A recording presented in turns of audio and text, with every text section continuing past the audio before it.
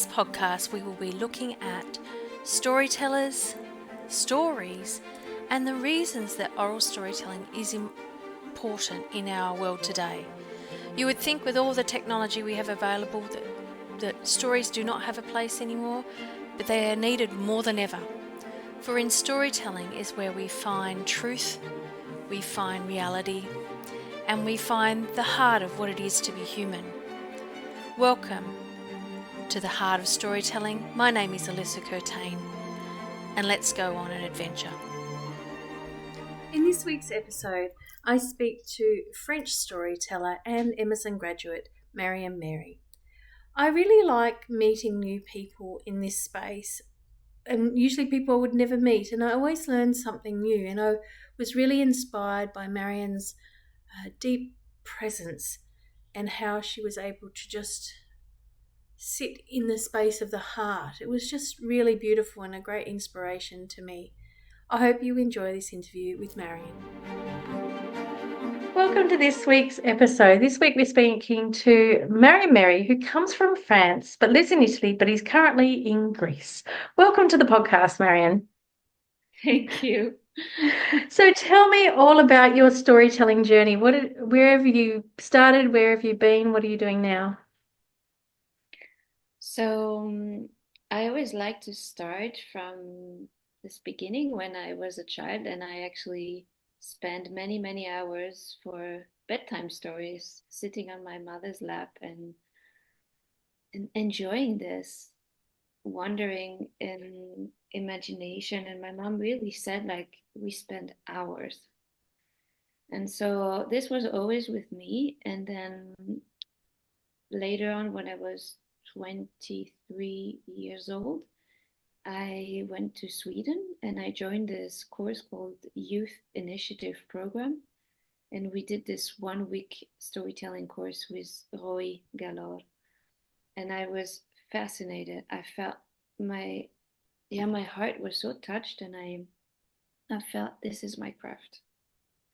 But it was still, it was in between, and I was I was listening to what was really wanted. And then a few years later, I decided to go to Emerson College in England and to study storytelling. And I really felt this awakening of, that's my work. And ever since, I've been trying to embrace it in many different ways, and also traveling at the same time. And now I've been the last 5 years living in northern Italy, and so bringing it to where I live. So when you say you felt that this was your calling, what could you describe what that means? Yeah, it's I felt it. It nearly felt that when I was telling stories, the best way I could describe it is that it wasn't me anymore. It was like something moving through me. My whole body was alive, and I didn't need to think. It was very natural. It was something, it was part of me, and I didn't have to make much effort. It was happening, and I felt empowered, and it energized me and inspired me, and I felt so I felt something was vibrating in my heart that I couldn't really explain. It was very, very pure somehow, and very old as well. Yeah, that's very beautiful. And so do you, with your storytelling now, how do you tell a story? Do you incorporate other things in it, or what's your practice? yeah. So I have at the moment 2 different ways. I'm using it in schools, and so I go to the English classes, and for 1 hour I have a class, and then I have a whole journey with them. I do like body warm up, and then I do some games, and then I tell them a story, and then I invite them to reflect on the story and to have the opportunity to speak English. And then we share in the whole group, and usually it's the teachers that like it the most, but the students also like it. It's just because maybe of the level of English, but I'm always trying to make it more simple for them. So Mm. that's one way I'm using it. And I'm also at the moment, I'm working on my personal story. And so I'm weaving dance and storytelling as I just graduated from dance therapy training. And I'm weaving this two at the moment to create a bigger Tell me more performance. about that. That's fascinating. Weaving dance and story. How does that work? So at the end of my dance training, we had to do a final project, and what came out of me was to tell my own my own story, which I have been working a lot during the dance training, which is a sensitive topic for that is going on all around the world that we talk about or we don't talk about, but it's about abuse, rape, and so I decided to actually give voice to this. Um, yeah, and I felt the importance of talking about it as it's happening everywhere and it's in every household, whether it's this generation or the previous generations. And what I did is that I've been recording my voice, and so I'm telling the story. But as my voice is recorded and the audience is listening, I am dancing the story. Oh, wow. And then at some point, I'm making a pause and I'm actually standing up and telling a story. And then it's woven like this. So either you hear my voice in the background while I'm dancing, or I am telling a story. Wow. And I decided at the end of my dance training to do a much bigger performance because at the dance training I only had 15 minutes. And I really had this call to give this to the community. And so I called down upon some friends to also dance with me, and to, at the end of the performance, to host actually a sort of interview so people could hear the story on a more personal level, and then also opening it to other people if they can relate to it, if they have anything they want to share, and also from a good friend to share about the nervous system, what are the techniques or simple tools that we can use when we have our nervous system that is really activated, Mm. and to actually really give tools to people that I can take back home with them, and to also know that it's possible to heal because it's very often frightening. Yeah. So what's the reaction been to your graduation as well as this project that you're working on? The graduation was very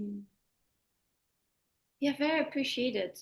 And yet it was my people, the ones I had studied for 2 years and a half. And so it's not like now I'm going to do a whole performance of an hour or so. And it's my community, but some people don't know much about my story, Yeah. and some people more. And I don't know. We will see. It will be happening on the 6th of December. Oh, and where are you doing it? So I'm doing it next to Bolzano, which is the north of Italy, close to the Austrian border, and that's where I live. Yeah. Yeah. Oh, that's very exciting. Is that the first big performance that you've done? I've done before some others, yeah.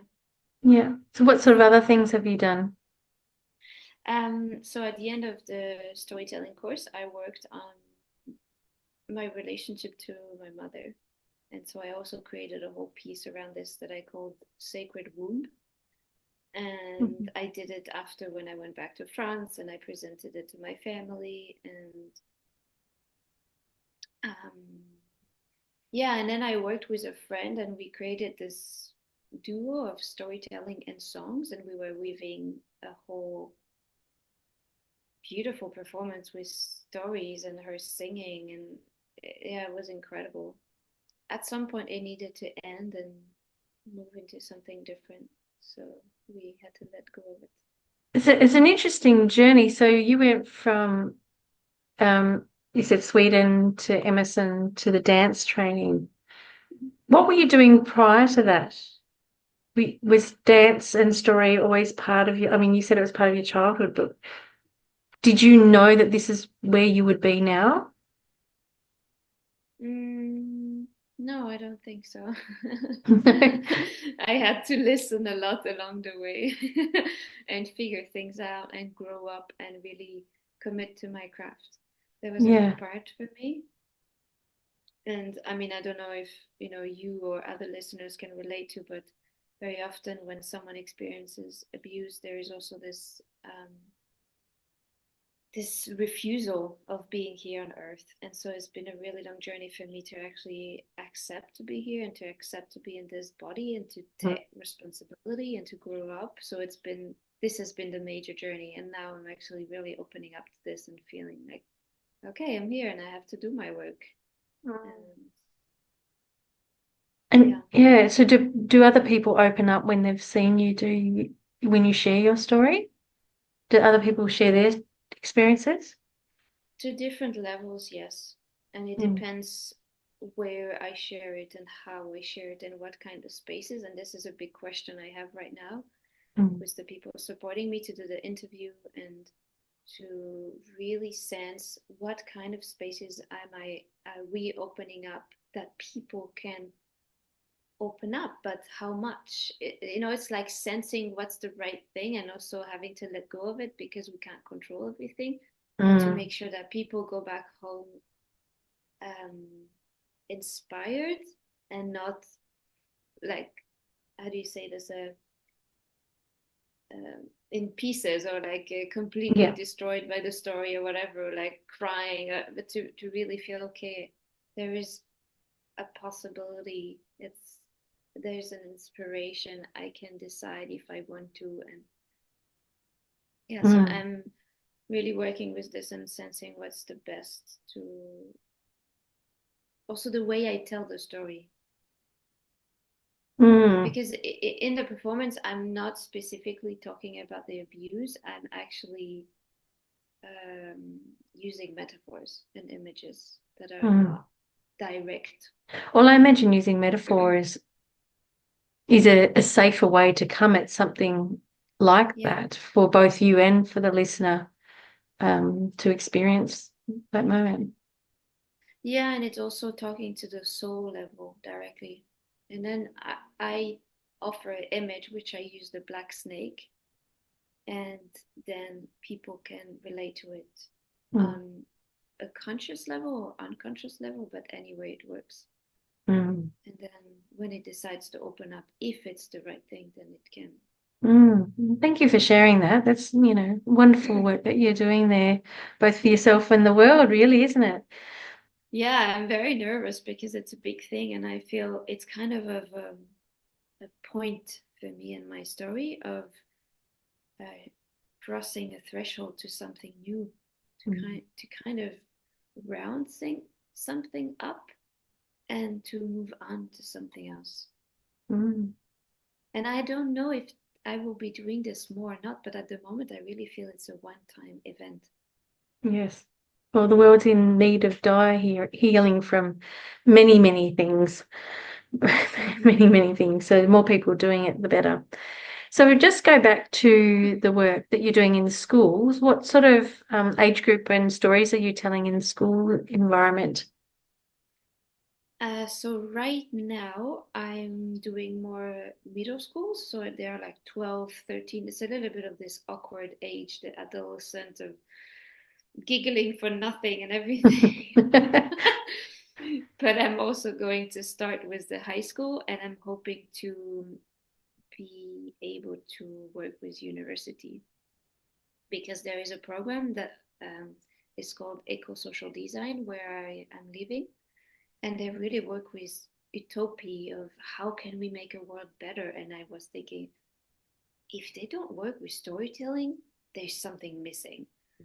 Like, if you want to create a better world, you need to use your imagination. And so I'm trying to make my way towards that. Oh, great. And have you had some really wonderful experiences with the children? Yeah, it's always so beautiful to see that there is one or two that have their eyes still full of wonder at this age, especially. With the younger ones, it's easier. It's more natural, but there's something that is really fascinating, and still trusting that the ones that are maybe listening a little bit less or struggling to focus, they receive what they need to receive. And that's my job, to surrender to the story and tell it in the best way I can and give them this story. And what sort of stories do you tell? I have a small collection, I have to say. My repertoire is growing with me, and I have different kinds of stories. I really love creation myth stories, but I don't use these ones so much with school.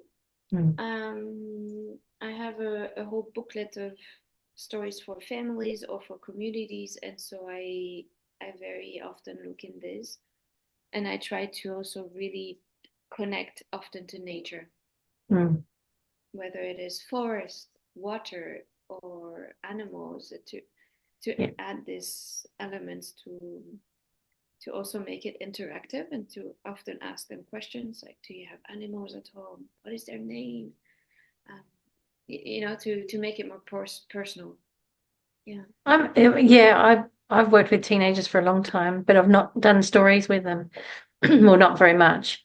But I find that you only need one to have that light go on to feel that connection that makes you feel like you've achieved something with teenagers, I think, because they're just this big wall of resistance so much of the time.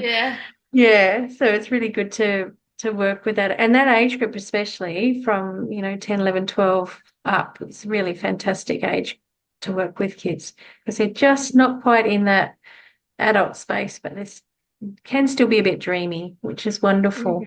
Yeah. It's a little bit of an in-between. Yes. Yeah. It's an in-between stage, which is really lovely. So this podcast is called The Heart of Storytelling. What do you think is at the heart of storytelling?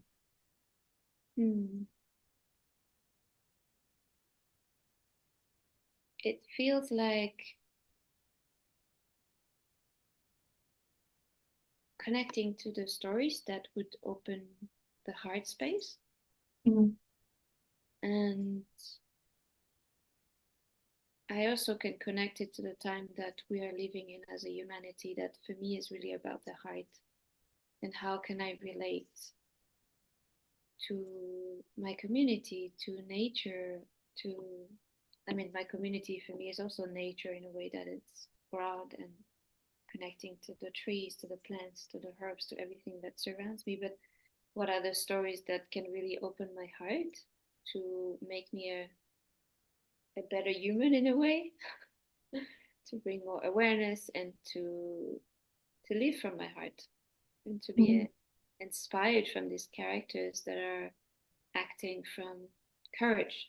And actually, I learned recently that the word courage comes from French, from cœur, which means heart. And so courage is an act from the heart. And that's very beautiful to relate this together. It's so obvious now you say that. Like, I know the word for heart. That makes sense. But yeah, that's a great connection that I hadn't considered.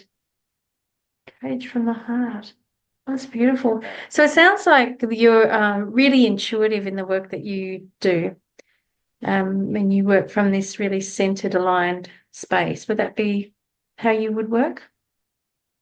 Yeah, for sure. And I'm also trying now to find a balance between being intuitive and being practical, because sometimes I just need to use my rational mind and really get things done. But it's more the way I do it. And so can I do it in a pleasant way? And even if I don't really sometimes like certain things or computer stuff, but I still do it, and I to actually do from my heart. And I think this, I can relax into it, relax from in my heart space, and it's like, yeah, but that makes me move on even though I don't like it, or like now, it's like I love these moments where I can talk to someone and exchange, and yeah. Well, I mean, we've got Emerson in common. I went this year. What year were you at Emerson?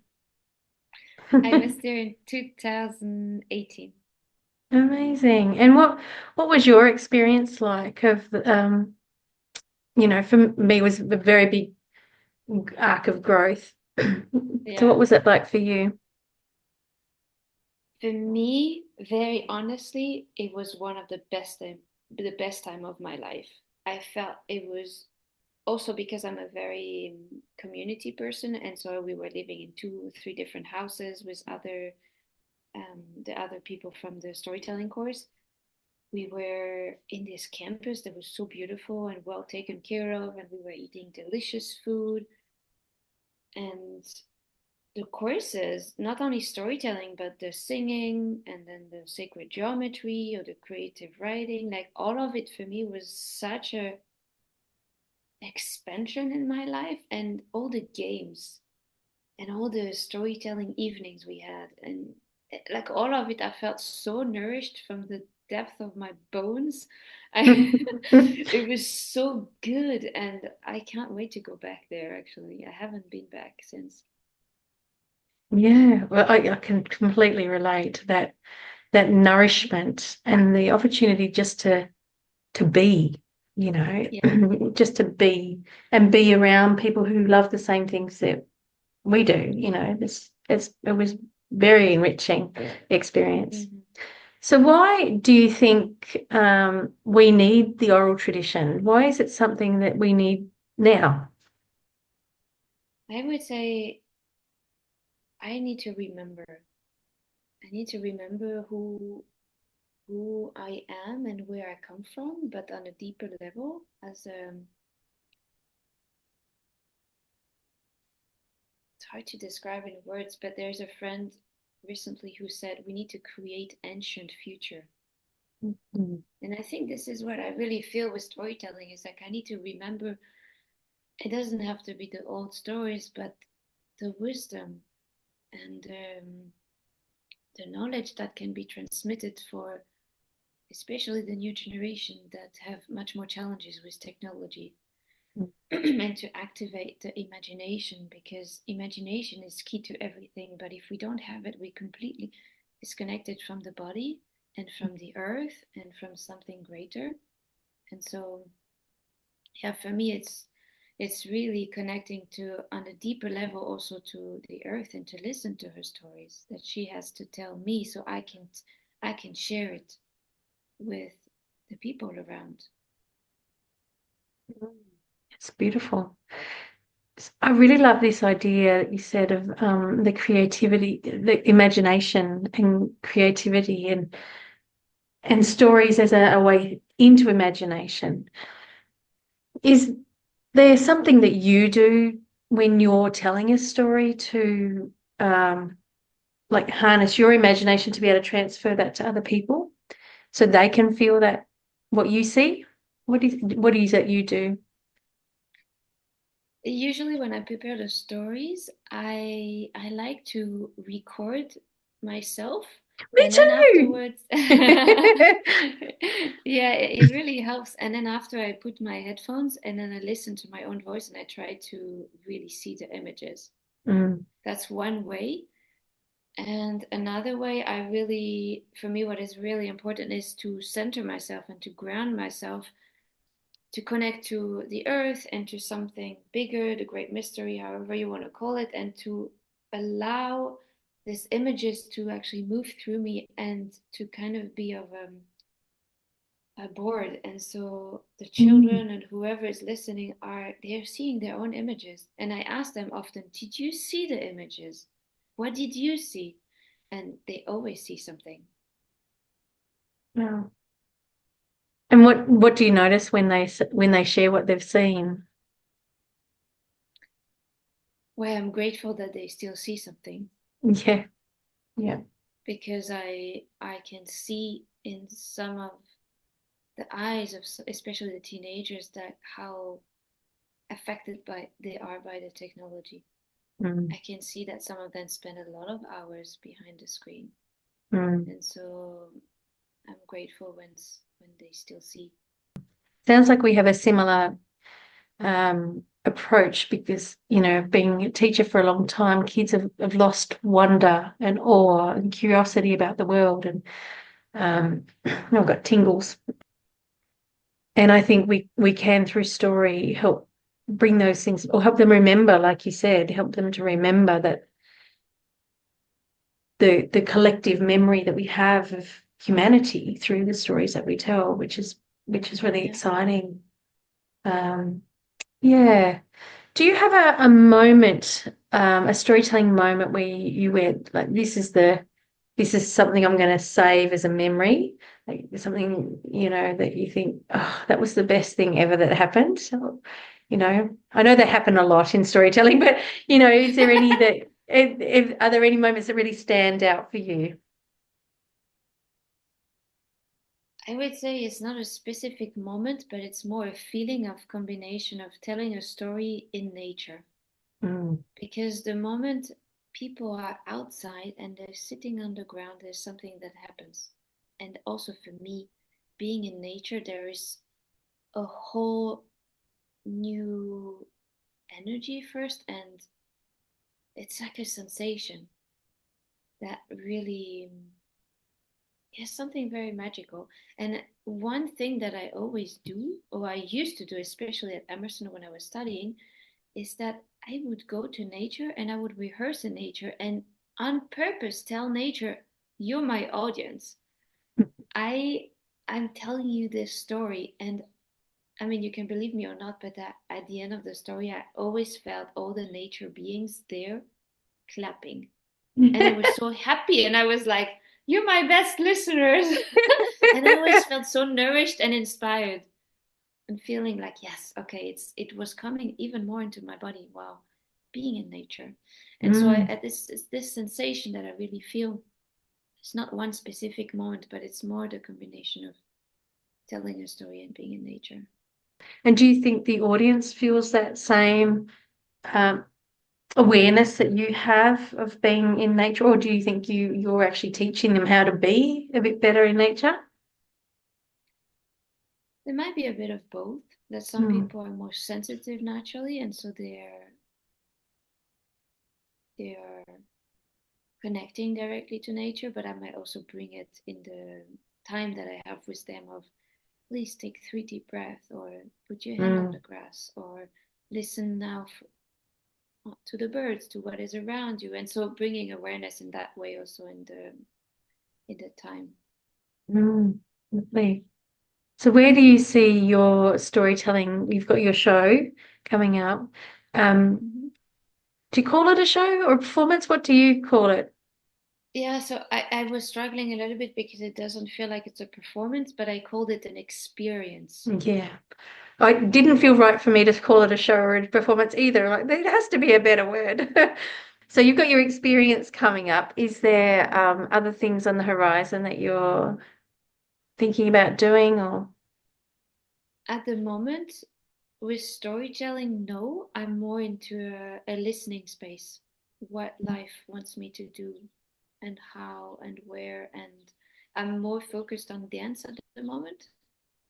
But yeah, somehow storytelling is always with me. And like now I'm in Greece, I'm organizing tonight a circle around the fire where we will share about our ancestors, and I will start with a story.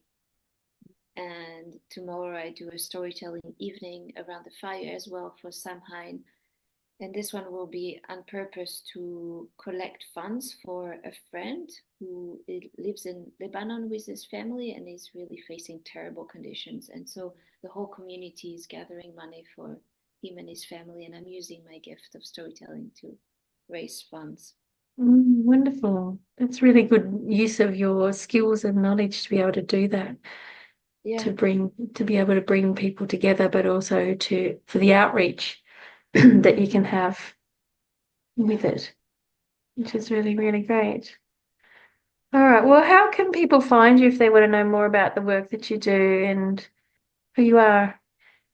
So I'm using mostly Instagram with this is Marion Mary, but I also have Facebook, but I don't use it so much.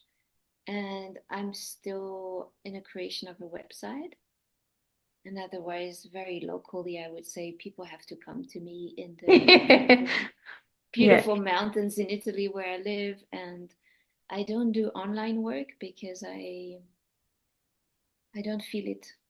I really need to be physically present, and because I need to be in nature. And so that's also the next step, to do more storytelling next summer in nature. So do you have special places that you go to do storytelling in nature? Yeah, so now we go to the next intimate level of my practice, but also with dance, I have special places where I connect to, and I'm very familiar with making offerings to the place. So I don't take it for granted that I can do things anywhere. And so I go to a place and I ask for permission and I make an offering, and only then I do something. And so I have really specific places like waterfalls or places in the forest, very special, that I love. And I'm also now coming here in Greece and finding myself doing the same. And so also sharing that practice of making offerings to people, that, hey, we got to wake up as humanity. We can't take things for granted. And we need to take care of the land that we're living on. So let us make offerings and ask for permission. It sounds like you're really grounded in your practice and yourself. You know, I'm a bit all over the place at the moment. But you feel really grounded in who you are, where you're going, what you're doing, and really sensitive. Yeah. I wasn't always like this. It took me a long way. It's a journey, isn't it? Yeah. Yeah, and I'm also more. I have a feeling that it's kind of a shift in age, and now I'm more in my 30s, and I'm more able to stand for my values and my vision, and to be okay that not everybody has to like me.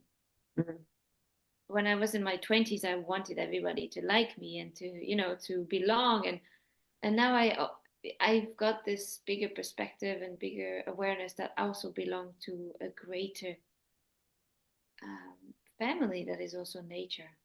And so I have to take care of it and be the guardian of it. Yeah.